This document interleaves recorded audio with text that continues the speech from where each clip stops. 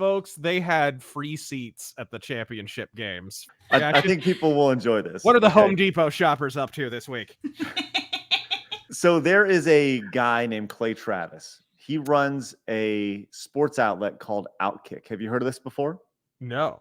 Okay.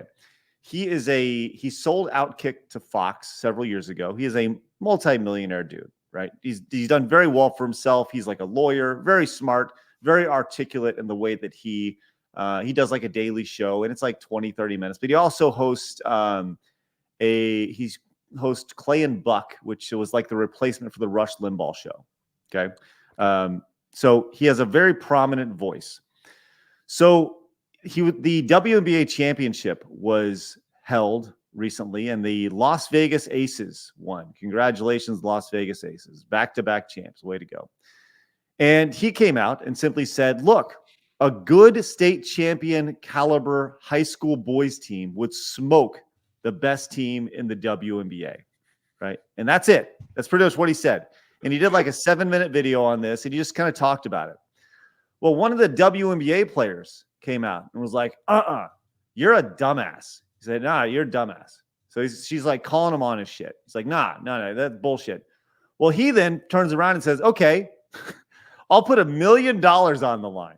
Oh, no. Your WNBA champion team against a 2024 high school boys state champion team of my choice. You guys win. You get $1 million. Guarantee the high school championship team has higher attendance.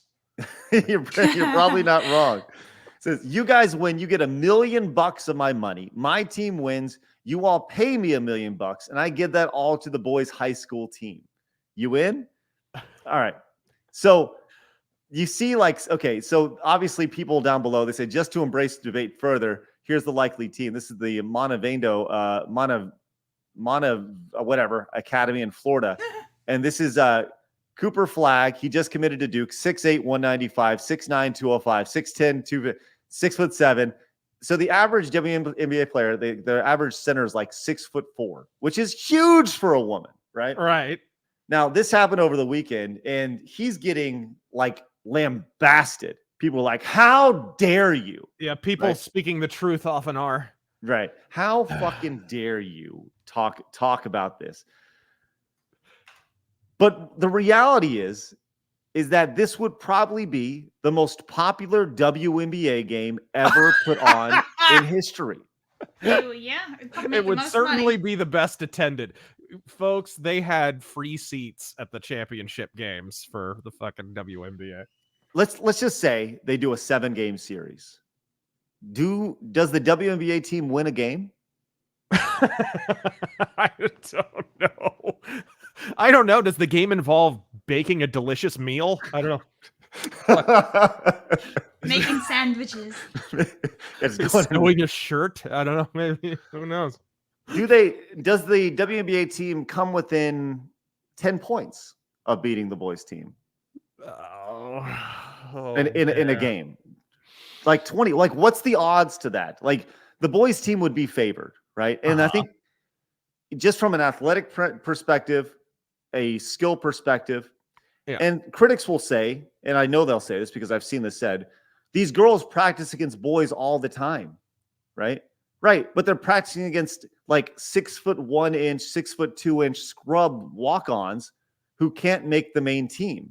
I know, I think a fairer comparison would be like college or something, but because in high school you're still kind of learning how to play basketball a little bit. Although I don't know, I don't follow high school basketball closely enough to know like what level of skill there is. But still, I do not see them. For Christ's sake, You're like tallest players like 6'4". Right. Are you shitting me?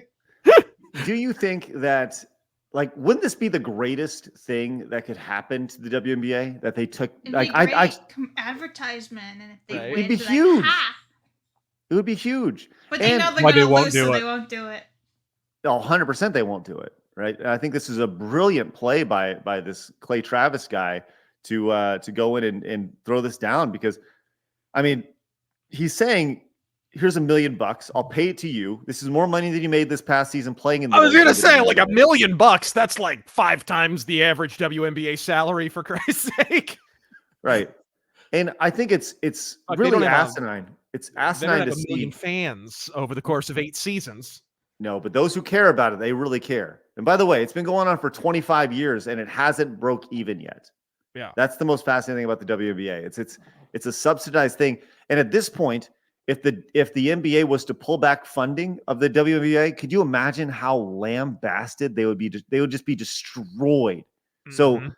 this is the bed that they've made, and they're all in on it for sure. Mike Yeah, says, no, for Christ's sake, it is money laundering essentially is what WNBA at this point is. Kind of like a lot of competitive gaming. But it's essentially a tax write-off / money laundering scam, but it's basically just subsidized nowadays, especially. It's basically subsidized wokeness. You remember when they started making the push for the WNBA in like the early 90s, mid 90s, whenever that was? yeah. Like they really went after it hard, and dude, it had no attendance right from the beginning, and it never found that attendance.